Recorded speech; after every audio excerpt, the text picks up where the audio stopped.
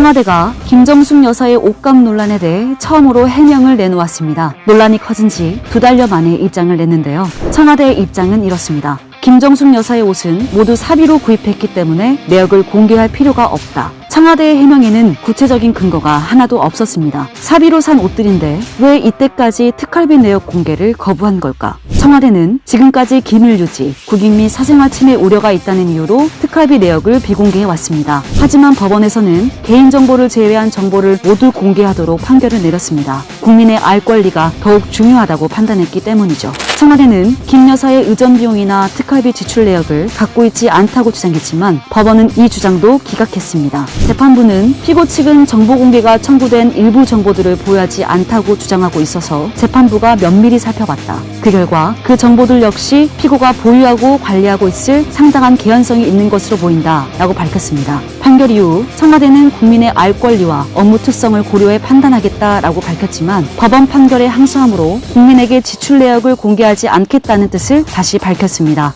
청와대가 항소하면서 결국 특활비는 비공개 상태로 남게 될 것으로 보입니다. 문 대통령의 임기가 끝날 경우 대통령 지정 기록물로 최대 15년간 비공개되기 때문입니다. 5년 전 박근혜 전 대통령의 옷값을 공개하라며 물고 늘어지던 문정부. 타인의 특활비와 내역은 공개를 요구했지만 정작 자신들이 사용한 내역은 공개하지 못한다며 항소까지 하는 아이러니한 상황. 도대체 무엇을 숨기고 싶길래 법원도 허가한 내역을 공개하지 못하는 걸까요?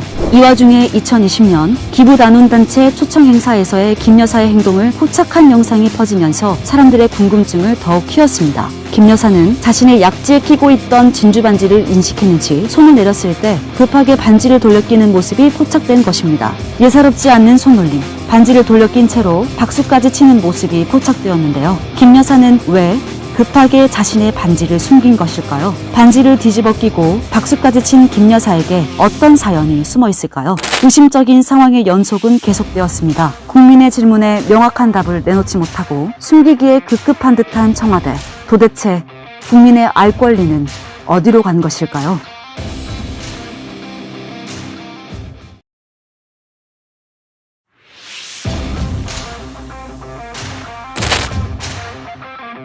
날마다 뉴스를 달구고 있는 김정숙 여사. 청와대는 아직도 논란에 대해 정확한 근거에 기반한 답을 내지 못하고 있습니다. 청와대의 해명이 더 큰 논란을 낳기만 할 뿐입니다. 논란의 재킷은 김정숙 여사가 2018년 프랑스 방문 시 입은 샤넬의 재킷입니다. 이 재킷 또한 고가의 상품으로 논란이 되었는데요.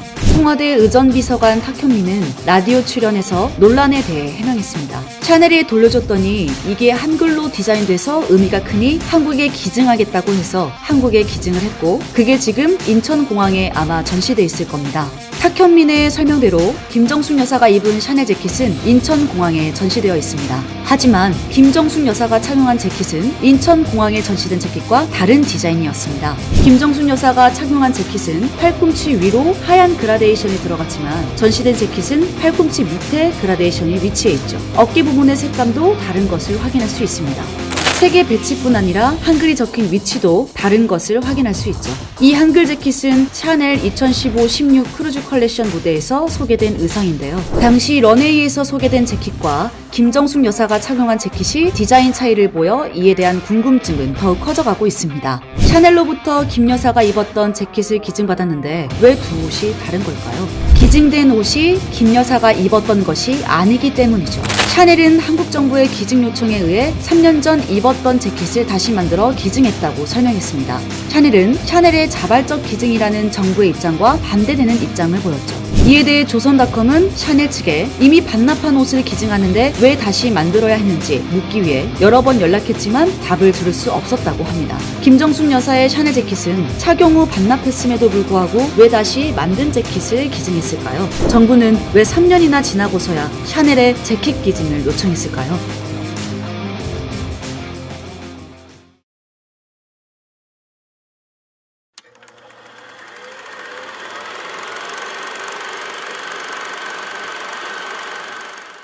광화문 대통령 시대를 열겠습니다. 이제 북악산과 청와대는 우리 시민들의 것입니다. 청와대를 돌려준다던 문재인 대통령. 청와대부터 북악산, 인왕산까지 국민들에게 모두 돌려주겠다고 약속했던 문 대통령. 최초의 광화문 대통령 탄생이라며 당시 지지자들에게 큰 환호를 받았던 것으로 기억하는데요. 하지만 문재인 대통령은 청와대의 반환이라는 약속은 지키지 못했죠.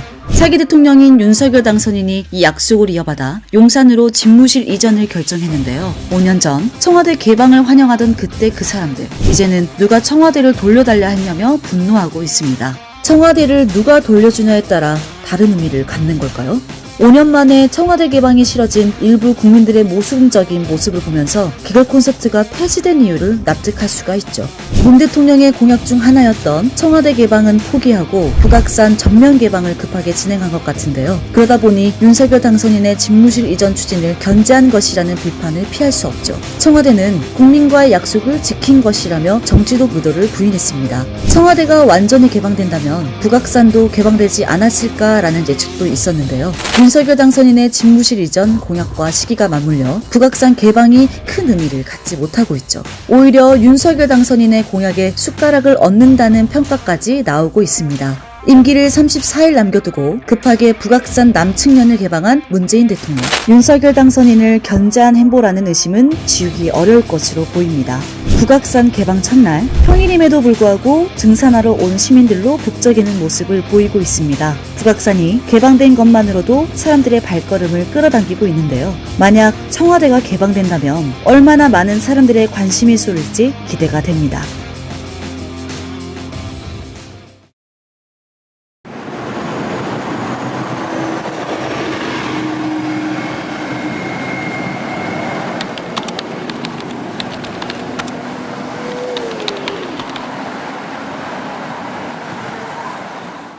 문재인 대통령의 대담.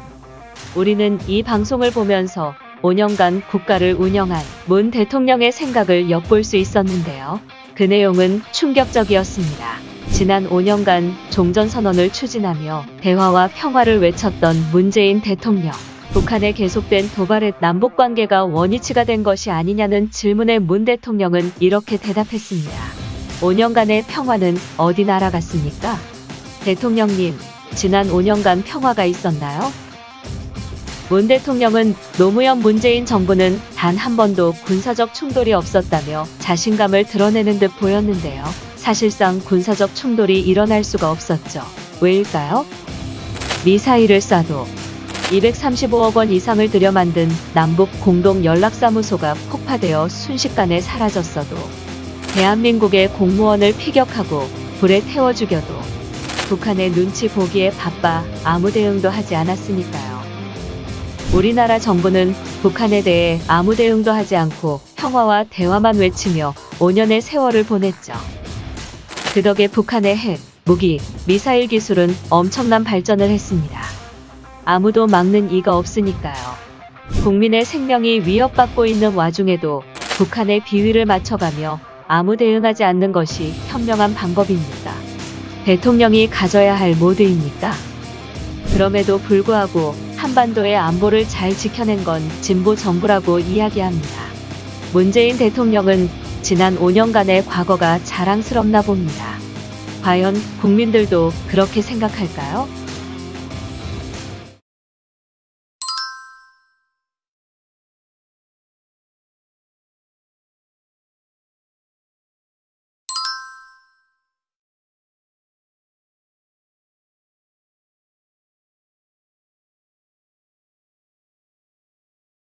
이 뭔 개소리야!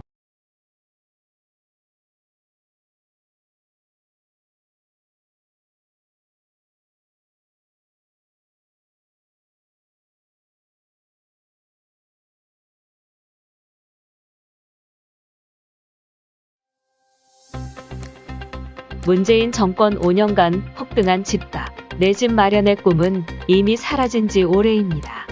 문재인 정부의 부동산 정책은 말 그대로 폭망해버렸죠. 그런데 문 정부의 부동산 정책이 과거 노무현 정부의 부동산 정책과 매우 유사하다는 점 알고 계셨나요? 재건축 후 분양제, 투기 과열 지구 확대, 1가구 2주택자 비거주 주택 양도세 실거래가 과세, 종합부동산세 대항 6억 원 초과로 강화, 기반시설 부담금제 도입, 분양권 전매 제한 강화, 재건축 개발 이익 환수제, LTV 규제 강화. 앞서 말한 내용들은 노무현 정부의 부동산 정책입니다. 노무현 전 대통령도 자신의 잘못을 인정할 만큼 실패한 부동산 정책들이죠. 도대체 얼마나 어떤 결과가 있었길래 대통령도 자신의 실패를 인정했을까요?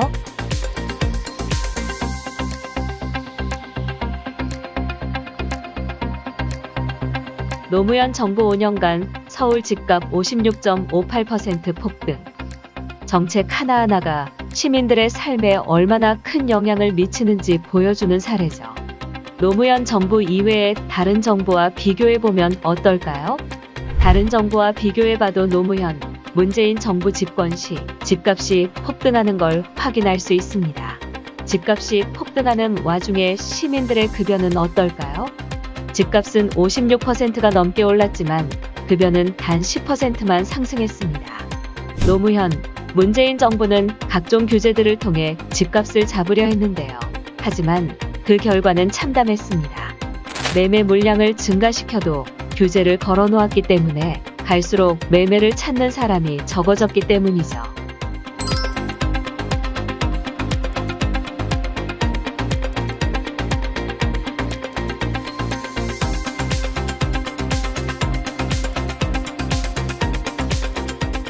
공급은 있는데 정부에서 수요를 막아버렸기 때문에 발생한 참사입니다. 정부의 규제로 생긴 문제는 이뿐만이 아닙니다. 수도권과 지방의 부동산 양극화를 불러오는 원인이 되기도 했는데요. 다주택자에게 엄청난 세금을 부과하는 등 각종 규제 속에서 지방의 부동산을 매매하는 사람은 없기 때문이죠. 하늘이 두 쪽 나도 부동산 가격을 잡겠다고 공언한 노 전 대통령. 부동산 가격 문제에서는 물러서지 않겠다던 문 대통령. 하지만 두 정부 모두 집값 폭등이라는 최악의 결과를 가져왔죠. 시장경제 국가에서 1가구 1주택이라니. 더불어 민주당이 만들고 싶은 나라는 도대체 어떤 나라인가요? 무능한 정책으로 내 집 마련의 꿈을 짓밟는 더불어 국회의원들.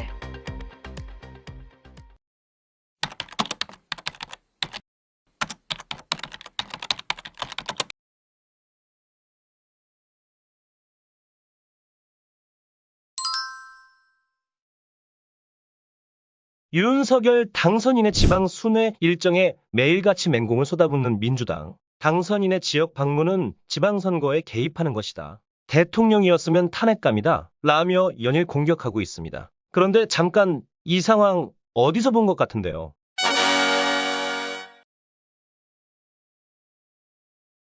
자네가 호남이랑 가덕도 방문한 건 괜찮고, 아니, 당선인의 지방순회는 선거 개입이고 대통령의 지방순회는 선거 개입이 아닙니까? 불과 1년 전 선거 개입이 아니라던 선관위, 이제는 선거에 영향을 미친다며 자제하라고 하네요. 내로남불이라고 하기도 아깝습니다. 역시나 반대만 하는 정당 민주당이 연일 당선인의 지방 방문 일정에 대해서 볼멘 소리를 하고 있습니다. 선거 개입이라는 엄청난 소리까지 서슴지 않고 있습니다. 선거 시기라 이해는 하지만은 그 정도 하시지요. 좀스럽고 민망한 일입니다. 잠깐 이 발언 어디서 들어본 것 같은데요. 정말 좀스럽고 민망하네요.